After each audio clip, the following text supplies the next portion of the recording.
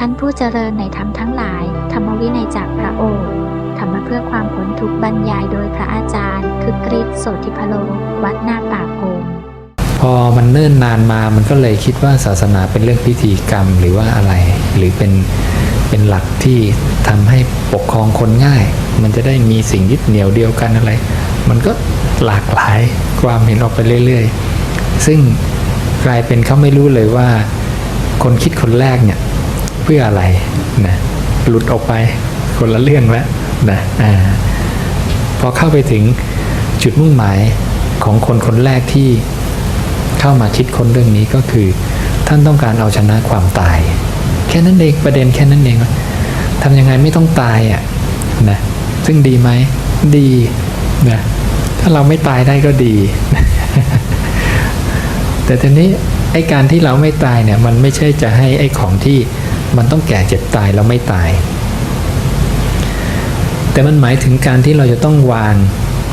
ของแก่เจ็บตายทั้งหมดเพื่อเข้าถึงธรรมชาติที่ไม่ตายซึ่งจริงๆมันไม่ใช่ธรรมชาติใหม่แต่เป็นธรรมชาติของเราที่เรามีกันอยู่ทุกคนกลายเป็นอย่างนั้นเพราะฉะนั้นพอศึกษาคำสอนของพระองค์ไปจริงๆกลายเป็นว่าพวกเราเนี่ยมีธรรมชาติที่ไม่ตายอยู่แล้วกันทุกคนนะมีสภาวะธรรมที่ไม่ตายมีสภาวะความเป็นอมตะอยู่กับเราอยู่แล้วซึ่งจริงๆเราทั้งหลายเนี่ยคือสภาวะที่เป็นอมตะนั่นเองไม่ตายนะเพียงแต่เราไม่รู้นะมีความไม่รู้เป็นเครื่องกั้นนะพอหลงเข้ามาในระบบของสังสารวัฏเนื่องจากมาพอใจนะพอใจไอ้5ธรรมชาติเนี่ยคืออะไรรูปมีดินน้ำไฟลมเวทนามีสุขทุกข์อุเบกขามีสัญญาความจำได้หมายรู้สังขารความปรุงแต่งวิญญาณความรู้แจ้งดันมาพอใจไอ้5ธรรมชาตินี้ซึ่งมันเป็นของแก่เจ็บตาย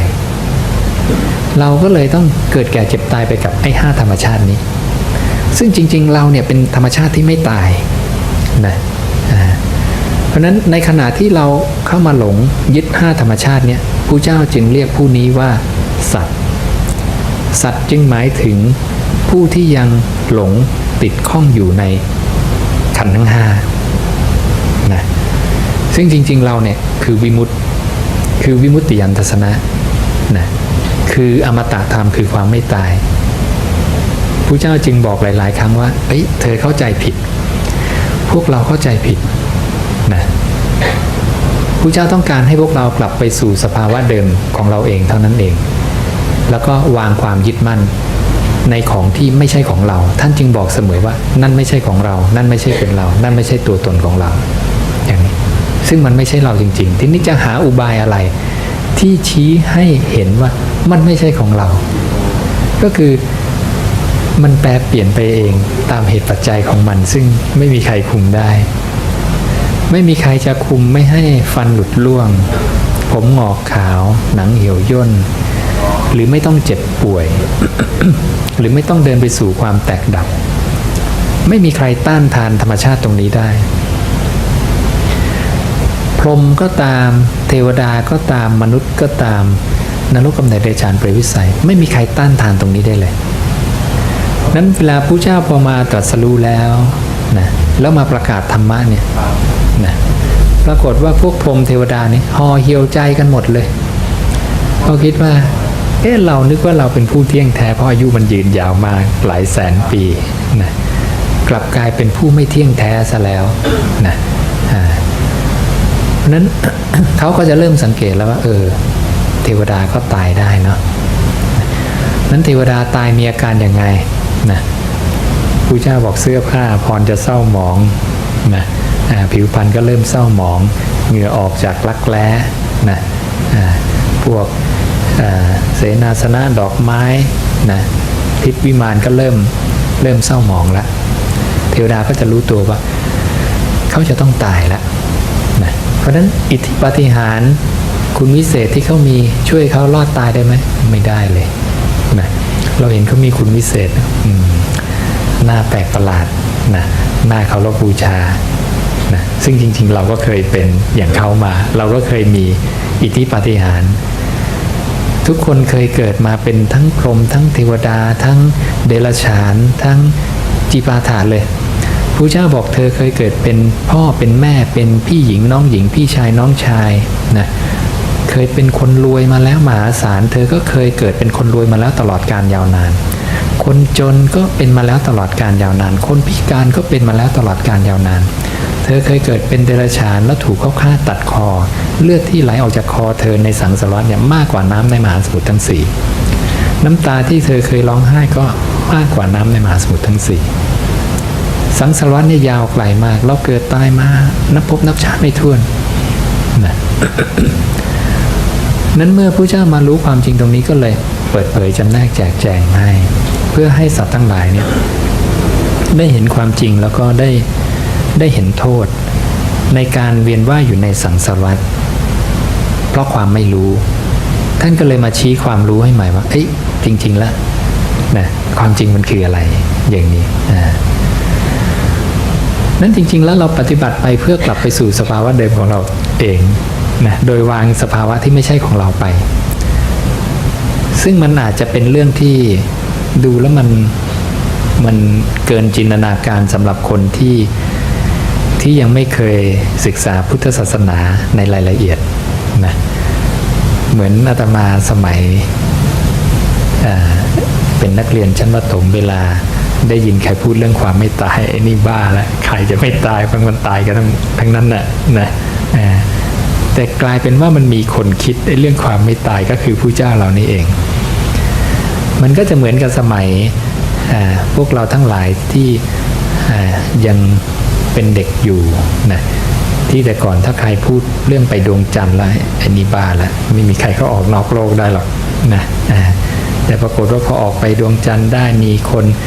ขึ้นไปเหยียบดวงจันทร์จนเป็นเรื่องธรรมดาไปแล้วอย่างนี้ เพราะฉะนั้นเรื่องการเข้าถึงความไม่ตายมันเขาคิดกันมา 2,000 กว่าปีแล้วนะนั้นอย่างพวกในพีระมิดในอะไรอย่างนี้เห็นไหมพวกนั้นก็พยายามคิดว่ามันน่าจะเป็นอมตะนะอุตสาห์พันเป็นมัมมี่เอาไว้นะเพื่ออยากจะรักษาความเป็นอมตะเข้าถึงความไม่ตายเนี่ยตรงนี้ใครเจอจริงๆแค่นั้นเองนะนั้นหลักของคำสอนพระศาสดาก็คือประเด็นหลักๆก็คือเรื่องนี้แค่นั้นเองเรื่องว่าทำยังไงจะไม่ตายนะ จากนั้นมันก็แตกลูกเป็นเรื่องของคุณงามความดีการที่จะเข้าไปถึงสุดยอดของปัญญาตรงนี้ได้เนี่ยมันก็เลยต้องมีลำดับขั้นนะเริ่มจากการละความตนีมีการให้ทานอย่างเนี้ยมีการให้ทานพระเจ้าบอกจิตที่ตนีเกินไปยากที่จะเข้ามรรคผลเพราะว่าเราต้องทำลายความรู้สึกว่านี่ไม่ใช่ตัวเราแต่นี่ก็ของเราหมดเลยมันก็เลยยากเพราะนั้นอันดับแรกก็มีการเสียสละก่อนมีจาคะพอเสียสละแล้วก็เริ่มพิจารณาว่ากายเราก็ไม่ใช่ของเรานะมันเริ่มมองเห็นแล้ว จากนั้นพอเห็นกายไม่ใช่ของเราปุ๊บมันยังเหลือนามธรรมอีกเพราะความเป็นเรามันไม่ใช่มีก้อนกายอย่างเดียวทุกคนมีจิตใจนะแล้วตัวจิตใจยังเป็นของเราอยู่เปล่าพระเจ้าก็มองย้อนกลับเข้าไปดูสิ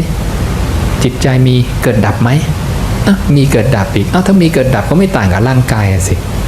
ก็แก่เจ็บตายเหมือนกันอย่างเงี้ยไม่ใช่ตัวตนจริงเหมือนกันเป็นตัวตนชั่วคราวตกอยู่ภายใต้อริยสัจสี่คือสมุทัยเกิดแล้วก็ลงไปสู่นิโรธดับมีขึ้นมาชั่วคราวแล้วก็หายไปนี่คือสัจจะจึงเรียกว่าเป็นอริยสัจสี่สัจจะความจริงที่ไม่จำกัดการเวลามันจะจริงตลอดกาลว่าทุกอย่างในโลกธาตุอดีตก็จะจริงปัจจุบันจริงอนาคตก็จะจริงในอนาคตคนทั้งหลายก็จะเกิดแล้วก็ตายสุขทุกข์ในตัวคนเหล่านั้นก็จะเกิดแล้วก็ดับในอดีตก็เช่นเดียวกันทุกคนที่เคยมีสุขทุกข์ก็จะเกิดและดับนะทุกอย่างนามธรรมเกิดดับรูปธรรมเกิดดับเนี่ยฟังแล้วมันก็เหมือนจริงๆมันก็เรื่องง่ายๆนะแต่คนคิดไม่ออกนะต้องระดับผู้เจ้ามาคิดและโยมไปดูหลักฐานทางประวัติศาสตร์ทั่วโลกซึ่งผู้เจ้ายืนยันว่าไม่มีใครคิดหรือพูดเรื่องนี้แน่นอนเพราะคนที่เห็นและเปิดเผยเรื่องนี้มาได้มีแต่ผู้เจ้าเท่านั้นนะ เพราะนั้นโยมจะไม่สามารถเจอหลักฐานทางประวัติศาสตร์ที่พูดเรื่องปฏิจจสุบาทนั้นเรื่องปฏิจจสุบาทคือลำดับของการเกิดขึ้น ของธรรมชาติในโลกผสมผสานกันระหว่างรูปนามเนี่ยมันเกี่ยวข้องกันยังไงแล้วมันไล่ลำดับเกิดมายังไงจะมีแต่พุทธศาสตร์อย่างเดียวศาสตร์ของพุทธะนะนอกนั้นจะไม่มีเลยนะเนี่ยอันนี้ก็เป็นเรื่องที่พระเจ้ายืนยันเลยว่าไม่มีใครในโลกพูดเรื่องนี้นะและเท่าที่เราดูแล้วก็หลักฐานทางประวัติศาสตร์ก็ไม่มีเรื่องปฏิจจสุบาทพอมีเรื่องปฏิจจสุบาทปุ๊บจะเป็นพุทธศาสนาทันทีนะไม่ว่าจะเจอที่ถ้ำในอัฟกานิสถานหรือว่าก้อนศิลาที่เพชรบูรณ์เมื่อ1,000 กว่าปีก็เป็นก้อนศิลาเก่าที่แกะสลักปฏิจจสุบาทหรือที่เจอที่ลพบุรีก็เป็นก้อนศิลาในประเทศไทยเราก็เจอสลักสายปฏิจจสุบาทไว้นั่นคือเรื่องนี้เราพูดกันมา 2,000 กว่าปีแล้ว เป็นเรื่องที่ถ่ายทอดกันมานานนั่นก็อย่างที่อุบาสิกาอันว่า ว่าวันนี้เป็นบุญนันใหญ่หลวงที่เราจะมาได้สดับในธรรมของพระตถาคตนั้นไม่ใช่ธรรมะของใครธรรมะของพระตถาคตพระพุทธเจ้านั่นเองก็จะทำให้เราได้รู้ละได้รู้ข้อมูลละนี่เมื่อได้รู้ข้อมูลแล้วเนี่ยอยู่ที่ใครจะนำไปปฏิบัตินำไปใช้อาตมาคิดว่าถ้าคนเห็นประโยชน์ตรงนี้จริงๆรู้ความมุ่งหมายจริงๆทุกคนอยากได้ทุกคนอยากได้หมดเพราะอยากได้เข้าถึงความไม่ตายนะก็ถามได้ทุกคำถามทุกประเด็นนะและคำตอบก็จะเป็นพุทธวจนะนะจะไม่มีคำตอบของอาตมานะพระคึกฤทธิ์ก็ไม่มีคำสอนนะสาวกทุกรูปก็ไม่มีคำสอนทุกคนจำมาทั้งนั้นนะจำมาแล้วเอามาปฏิบัติเดินถึงที่หมายแค่นั้นเองนะหลักการในครั้งก่อนก็ทำอย่างนี้เปิดไหมเสียงออกไหมออกความหมายของคำว่าไม่ตายคำว่าไม่ตาย ก็คือการที่ไม่แตกดับชราคืออะไรมรณะคืออะไรนะพระเจ้าอธิบายตั้งแต่ชราความมีผมงอกความมีหนังเหี่ยวความมีฟันหลุดความแก่รอบแห่งอินทรีย์ทั้งหลายอันนี้เรียกว่าชรามรณะคืออะไรนะการวายชีพการแตกทำลายของขันธ์นะการหายไปนะการทอดทิ้งร่างนะเพราะนั้นทุกระบบชีวิตมีการทอดทิ้งร่างนะการหายไปของเขาเทวดาก็ตายแล้วแฝบหายไปกายที่สำเร็จด้วยใจหมดละลายไปแล้วเนี่ย นี่เรียกว่าตาย ท่านี้เมื่อโยมถามว่าไม่ตายมันคืออะไรมันก็เลยต้องมาทำความเข้าใจเรื่องตายก่อนนะถึงจะเข้าใจเรื่องไม่ตายได้นะทีนี้ก็ต้องทำความเข้าใจเรื่องตายก็ต้องทำความเข้าใจเรื่องอย่างเช่นว่าแก้วมันแตกเพราะอะไรใช่ไหมทำไมแก้วถึงแตกโยมอาจจะบอกว่าก็มันหล่นจากมือสินะหรือว่าใช้ไม่ดีนะใช้ไม่ระวังมันก็เลยแตกแต่ไม่ใช่อันนั้นมันก็ใช่แบบหนึ่งนะแต่จริงๆที่สุดของมันแล้วเนี่ยแก้วมันแตกเพราะว่ามันมีแก้วขึ้นมาคือแก้วมีการเกิดปรากฏถ้าจะไม่ให้แก้วแตกคืออย่ามีแก้วถ้าโยมไม่มีแก้วเลยไม่มีแก้วแตกจะไม่มีความทุกข์เพราะแก้วนะเพราะนั้นการเกิด จึงนำมาสู่แก่และตายนะนี่เราพูดเรื่องความตายก่อนเพราะนั้นก่อนจะรู้จักความไม่ตายต้องพูดเรื่องความตายก่อนนะเพราะนั้นพระเจ้าจึงอธิบายลำดับสัจจะความจริงของความตายว่าตายมีมาจากเกิดแตกเพราะว่ามันเกิดมาเป็นแก้วหนังสือมันพังเพราะมันมีหนังสือขึ้นมาเพราะนั้นสิ่งใดก็ตามที่มีการเกิดปรากฏโผล่ขึ้นมา สิ่งนั้นจะเดินไปสู่เสื่อมและหายไปพังแตกสลายแน่นอนภูเขาต้นไม้คนสัตว์ไล่เลียงไปถึงอารมณ์คนอารมณ์ของโยมก็สุขเกิดขึ้นแล้วก็หายไปทุกข์เกิดขึ้นแล้วก็หายไปมีใครสุขแช่ทั้งวันไม่มีทุกข์แช่ทั้งวันไม่มีใช่ไหมคิดอดีตทั้งวันไม่มีนะมันมีเกิดดับนี่ไงเพราะฉะนั้นสมุทัยนิโรธเพราะนั้นนี่คือเป็นสัจจะของระบบที่ตายได้แต่พระเจ้าบอกมันมีอีกธรรมชาติหนึ่งที่มันมีสัจจะของมันคือเกิดไม่ปรากฏเพราะฉะนั้นทำยังไงเราจะดับการเกิดได้ดับเหตุที่นำไปสู่มรณะชรามรณะเพราะฉะนั้นถ้าเกิดไม่มีถ้าไม่มีแก้วจะไม่มีแก้วแตกถ้าเราไม่มีการเกิดปุ๊บตายก็จะไม่ตามมานะจึงต้องดับการเกิดนั่นเองนี่จึงเป็นเหตุที่มาที่ว่าทำไมต้องเข้าไปดับการเกิดเพราะเกิดมันเป็นสาเหตุของตายนะเนี่ยพระเจ้าจึงบอกว่าทำทั้งหลายเกิดแต่เหตุถ้าเราเข้าไปดับเหตุมันได้แล้วเนี่ยผลมันจะถูกแก้ไขไปด้วยนะนั้นเราต้องเข้ามาดับที่เหตุ นั้นเมื่อเราเข้ามาดับที่เหตุคือการเกิดได้แล้วเนี่ยธรรมชาติคือความตายจะหมดไปและพระเจ้าจะบอกว่าเราจะเข้าถึงธรรมชาติที่รู้ซึ่งธรรมชาติที่เกิดตายซึ่งตัวธรรมชาติเนี้ยก็คือสภาวะเดิมของทุกคนคือวิมุตติญาณทัศนะหรือนิพพานหรืออมตะ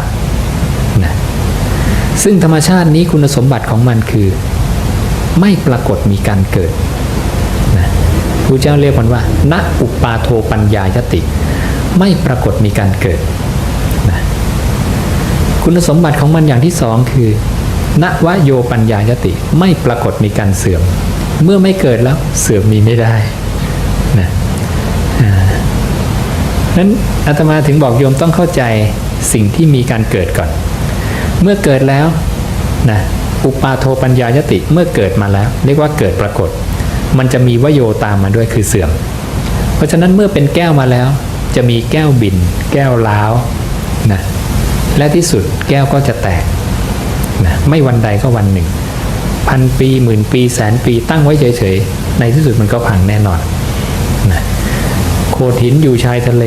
มันโดนน้ำซ้อโดนอากาศโดนฝนมันยังหมดไปเลยนะเพราะนั้นแก้วตั้งไว้เฉยๆหมื่นปีแสนปีก็หายไปจากโลกนี้แน่นอนมันหายไปแต่ทำลายไปเพราะเกิดปรากฏ นะอันนั้นเมื่อโยมเข้าใจตรรกะของธรรมชาติอย่างนี้โยมจะเข้าใจตรรกะฝ่ายอมตะคือไม่ตายนะเพราะฉะนั้นอมตะมีได้เพราะว่าเกิดไม่ปรากฏนั้นมันมีธรรมชาติหนึ่งที่เกิดไม่ปรากฏเมื่อเกิดไม่ปรากฏปุ๊บเสื่อมมันก็ปรากฏไม่ได้นะธรรมชาติที่เกิดปรากฏจะมีการเสื่อมและเมื่อเสื่อมแล้วไม่ได้หยุดเสื่อมนะเสื่อมเรื่อยๆเสื่อมเรื่อยๆเนี่ยก็เรียกว่าทิฏตัสสะอัญญัตถตังปัญญายติเมื่อตั้งอยู่มีภาวะอย่างอื่นปรากฏเหมือนก้อนน้ำแข็งโยมตั้งอยู่ทุกวินาทีมีการละลายไปเรื่อยๆเมื่อตั้งอยู่เฉยๆก็มีภาวะอย่างอื่นปรากฏเปลี่ยนรูปร่างละลายอยู่ตลอดเวลาทุกอนูทุกวินาทีนั่นน่ะของแข็งทุกสิ่งทุกสิ่งทุกอย่างเหมือนกันเพียงแต่เราสังเกตไม่ออกมันสึกกร่อนไปทีละอนูสองอนูทีละนิดไปเรื่อยๆถ้ามองน้ำแข็งจะสังเกตง่ายนิดนึงมันละลายตลอดเวลานั่นคือทิฏตัสสะอัญญัตถตังปัญญายติเมื่อมันตั้งอยู่เฉยๆมันก็มีภาวะอย่างอื่นปรากฏมันเปลี่ยนรูปร่างหรือก้อนเมฆนะถ้าใครเคยเห็นภาพก้อนเมฆที่เข้าไปถ่ายใกล้ๆมันจะเปลี่ยนแปลงรูปทรงอยู่ตลอดเวลานั่นนะเพราะนั้นเมื่อมันตั้งอยู่เฉยๆมันมีภาวะอย่างอื่นปรากฏเคลื่อนไหวอยู่ตลอดเวลาไม่มีอะไรอยู่นิ่งในโลกธาตุนี้แม้แต่เนื้อหนังของเราเอง นะที่ถ้าใครไปดูสารคดีที่เขาย่อ ส่วนตั้งแต่ให้ไปดูตั้งแต่อวกาศเลยแล้วย่อส่วนเข้ามาถึงในตัวของคนลงเข้าไปในอนูนะเป็นอะตอมเป็นอิเล็กตรอนเป็นอะไรทุกอย่างมีการเคลื่อนไหวการขยับไม่หยุดนิ่งเลยในเนื้อหนังเราเนี่ยมีอนุภาคเล็กๆวิ่งเคลื่อนไหวอยู่ตลอดเวลาเลยไม่มีอะไรอยู่นิ่งเลยพระเจ้าตรัสถูกเป๊ะทุกอย่างเปลี่ยนแปลงอยู่ตลอดเวลานะไม่มีอะไรคงที่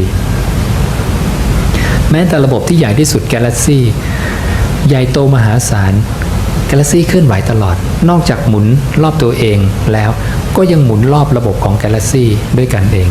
เป็นกลุ่มๆเป็นแสนล้านกาแล็กซี่มีการเคลื่อนไหวอยู่ตลอดเวลาไม่มีอะไรในโลกธาตุที่หยุดนิ่งจริงๆนะทุกอย่างเคลื่อนไหวหมดนั้นตรงเนี้ยที่บอกว่าเมื่อตั้งอยู่ก็มีภาวะอย่างอื่นปรากฏคือมีการเปลี่ยนแปลงตลอดนั่นก็คือสัจจะของมันคืออุปาโทปัญญายติเกิดวโยเสื่อมแล้วก็ทิฏฐสะเสื่อมเรื่อยๆในที่สุดจะเดินไปสู่การดับอย่างนี้นั่นนี่คืออริยสัจสี่ฝั่งตรงข้ามอมตะความไม่ตายก็คือเกิดไม่ปรากฏเมื่อเกิดไม่ปรากฏเสื่อมจะไม่มีเมื่อเสื่อมไม่มีการเสื่อมเรื่อยๆก็ไม่มีดับไม่ต้องพูดถึงไม่มีแน่นอนอย่างนี้นั้นสภาวะนี้จะถูกเรียกว่าอมตะคือไม่ตายอย่างนี้ก็เรียกอย่างว่าเป็นสุญญตาคือความว่างในความว่างมีความรู้อยู่ด้วยนะไม่ใช่ว่าขาดศูนย์นะแต่ความมีของธรรมชาติเนี่ยมันไม่ปรากฏการเกิดมันเลยไม่ตายสิ่งนี้เป็นทรัพย์พระเจ้าเรียกว่าเป็นทรัพย์ประจำตัวของมนุษย์ทุกคนเพราะจริงๆมนุษย์ทุกคนมีตัวนี้หมดเทวดาพรหมสัตว์นรกก็มีตัวนี้หมดเพียงแต่เขาเมื่อหลงเข้ามาในสังสารวัฏเมื่อเขาเดินพลาดไปในอกุศลเขาก็ไปอบายเขาหลุดไปในกุศลเขาก็ไปสุคติมามนุษย์มาเดรัจฉานมาก็เวียนไปเรื่อยๆท่องเที่ยวอยู่ในสังสารวัฏตามความหลงอย่างนี้พอเข้าใจนะเรื่องอมตะความไม่ตายเป็นอย่างนี้ถ้ามาดูตรงนี้แล้วเนี่ยอาตมาเลยมองว่าในโลกนี้ในโลกธาตุเนี่ยไม่มีใครเลวคือไม่มีใครไม่ดีเพราะทุกคนคือวิมุตติทั้งหมดเลยเพียงแต่ทุกดวงจิตที่หลุดเข้ามาในเนี้ยมันหลงมาพอหลงเข้ามาแล้วออกไม่ได้ปุ๊บก็เพลินอยู่ในสังสารวัฏนี้เพลินกับเรื่องอกุศลก็ไปอบายเพลินกับเรื่องกุศลก็ไปสุคติแล้วก็ท่องเที่ยวไปเรื่อยหาที่จบไม่ได้จะวนออกยังไงวิธีวนออกก็คือมรรคมีองค์8นะเป็นทางเดียวเท่านั้นผู้เจ้าบอกถ้าเว้นจากมรรค8เนี่ยไม่มีทางออกเลยความหลงนี่ก็คือความเคยชินที่เราได้สร้างมาตั้งแต่หลายภพหลายชาติใช่อนุสัยนี้ใช่ถูกต้องนะเพราะนั้นอริยมรรคมีองค์8ที่เราพยายามที่จะเข้ามาปฏิบัติตามคำสอนเพื่อที่จะหลุดออกจากให้อนุสัยตรงนี้น้อยลงใช่เพื่อแก้ความเคยชินเก่าๆความเคยชินในการพอใจในรูปพอใจในเสียงพอใจในกลิ่นพอใจในรสพอใจในสัมผัสพอใจในธรรมารมณ์ฝึกวางความพอใจตรงนี้เพราะการพอใจตรงนี้เป็นการพอใจของเกิดของตายของที่มันตายได้พระเจ้าจึงบอกเดี๋ยวเธอกำลังเข้าใจผิดตัวเธอนี่ไม่ใช่เธอหรอกนะเธอกำลังเข้ามายึดของที่มันแก่เจ็บตายได้นะพระเจ้าจึงบอกว่าตาหูจมูกลิ้นกายใจไม่ใช่ของเธอจงละมันเสียการละเสียได้นั้นจักเป็นไปเพื่อประโยชน์สุขแก่เธอทั้งหลายตลอดกาลนานเนี่ยมันทวนกระแสไงเพราะนั้นมันทวนกระแสสัตว์โลกเพราะสัตว์โลกก็จะบอกตาของฉันนะหูของฉันจมูกของฉันแต่มันเป็นของฉันได้แค่100 ปีไงมันเป็นปัญหาอย่างนี้นะนั้นผู้เจ้าก็อยากได้สุขถาวรเนี่ยอยากได้อะไรถาวรนั้นถ้าสิ่งในโลกเป็นความถาวรผู้เจ้าก็เอาเหมือนกันแต่ไม่มีถ้าลองหาดูแล้วมันไม่มีนะอาจารย์ครับถ้าเกิดเห็นพวกของมีของนะครับเรารู้ว่ามันเกิดขึ้นแล้วมันก็ต้องดับต้องแตกสลายไปตัวเราก็เหมือนกันนะครับแต่ว่าเราจะรู้ได้ยังไงครับว่า เราตอนเราตายไปเราจะต้องไปเกิดอีกครับคือผมเคยบวชช่วงก็อยากรู้ว่าคือเรารู้ว่าเราของมันเกิดแล้วตายไปแต่ว่าเราไม่ได้ทราบถึงว่าเราจะต้องมาเกิดอีกครับเราจะมีวิธีคิดยังไงถึงเราถึงจะรู้ได้ว่าถึงจะเก็บกับตรงนี้ครับอ๋อไม่ยากวิธีมีการที่จะรู้บอกรู้ได้ยังไงว่ามันจะต้องมีการเกิดอีกพระเจ้าบอกให้เข้าไปสังเกตสรรพสิ่งในโลกจะมีเกิดปรากฏ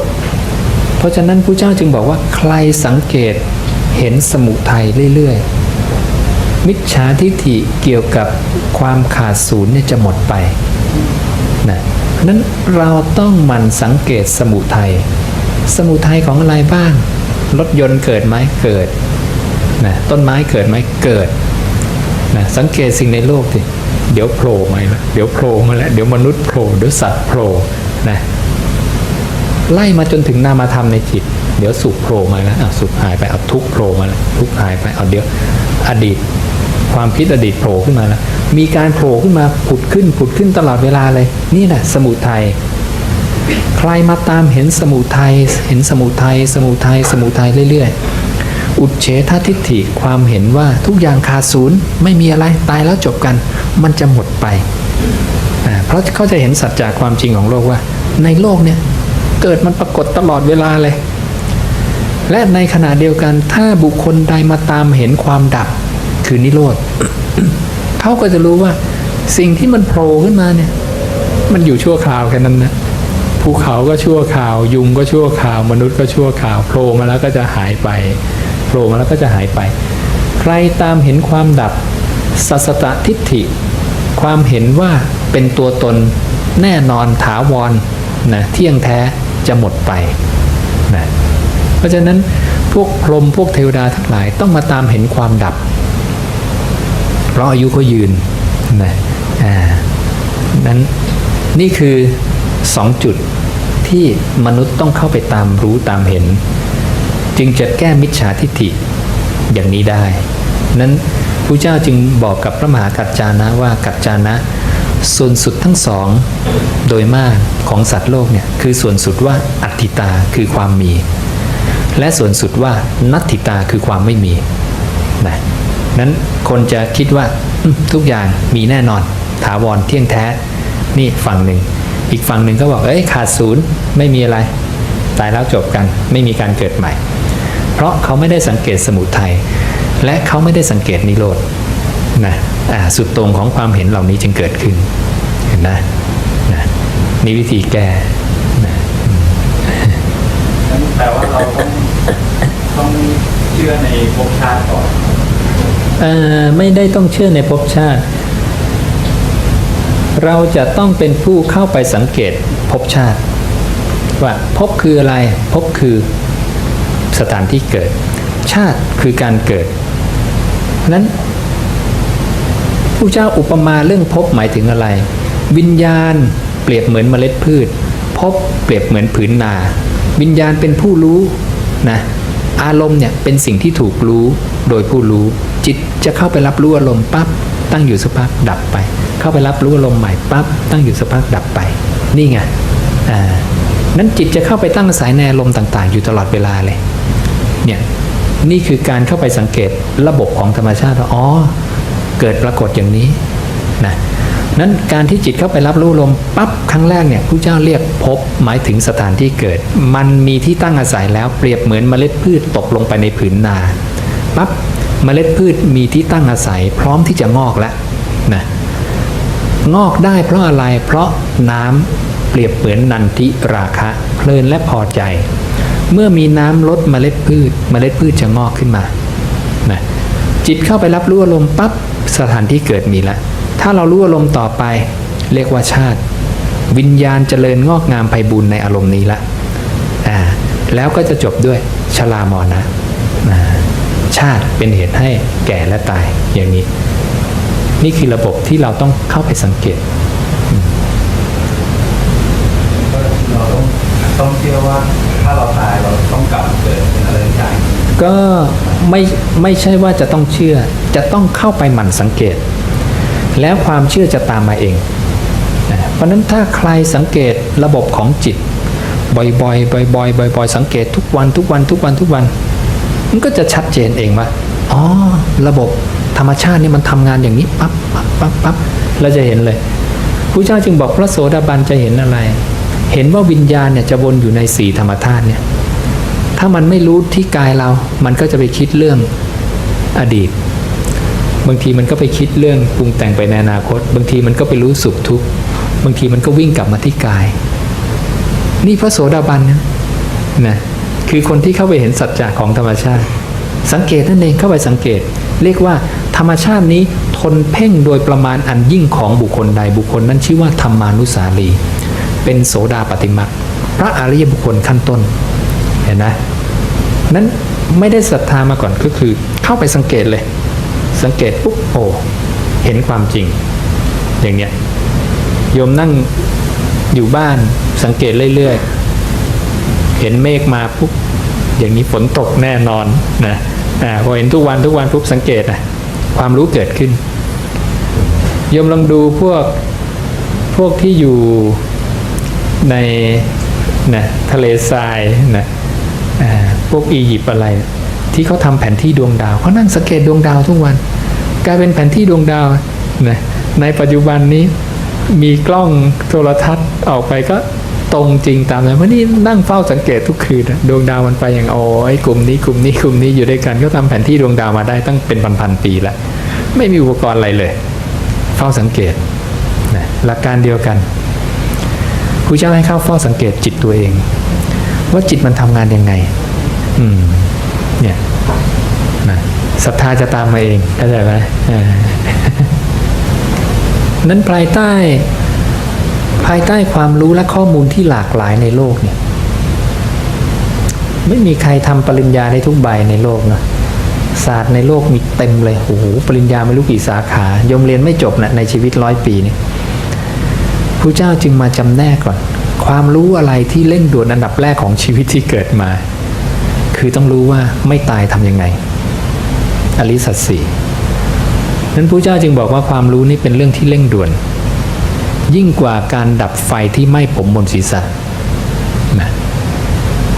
นั้นเราต้องจำแนกความรู้ก่อนว่าเฮ้ยเกิดมานี่ควรจะรู้เรื่องอะไรดีเพราะมันรู้ไม่หมดหรอกในโลกนี้มีเรื่องที่ต้องรู้มากมาย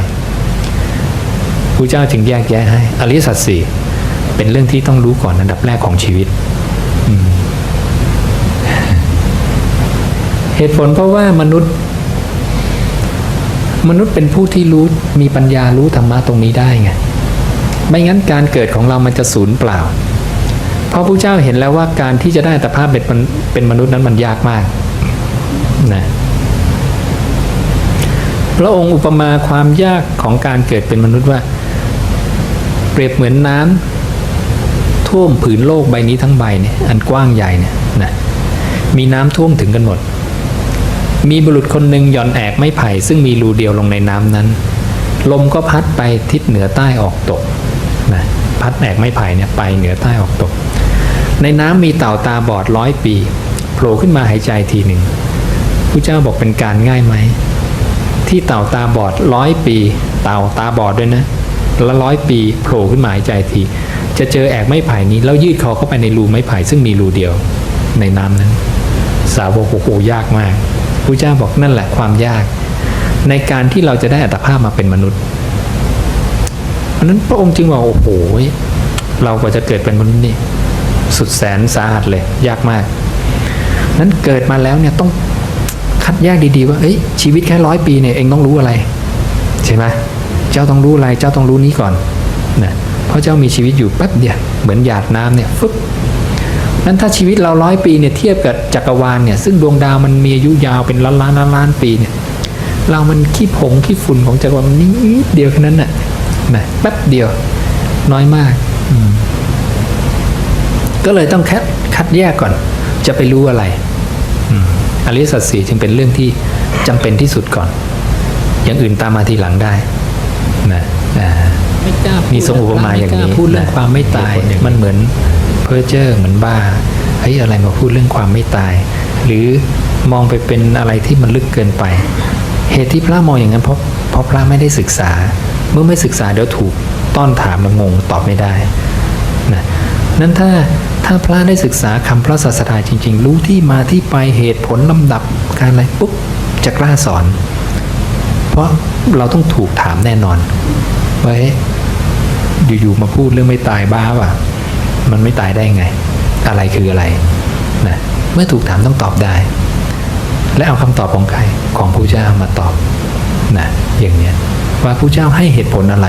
เพราะพระองค์ยืนยันว่าคำสอนของพระองค์ประกอบด้วยเหตุผลนะอย่างนี้ ซึ่งโยมสามารถที่จะใคร่ควรตามไปเป็นลำดับและรู้ตามได้นะนี่คือศักยภาพของมนุษย์นะเพราะฉะนั้นพระเจ้าจึงบอกอย่าปล่อยให้โอกาสนี้ล่วงเลยไปนะชีวิตเราน้อยมากยิ่งอย่างที่โยมว่าผ่านราตรีมานานแล้วเหลืออีกไม่กี่ราตรี ต้องใช้โอกาสตรงนี้ให้คุ้มค่าที่สุดและทีนี้ก็ไม่มีใครรู้ความตายแม้วันพรุ่งนี้นะเด็กก็ตายได้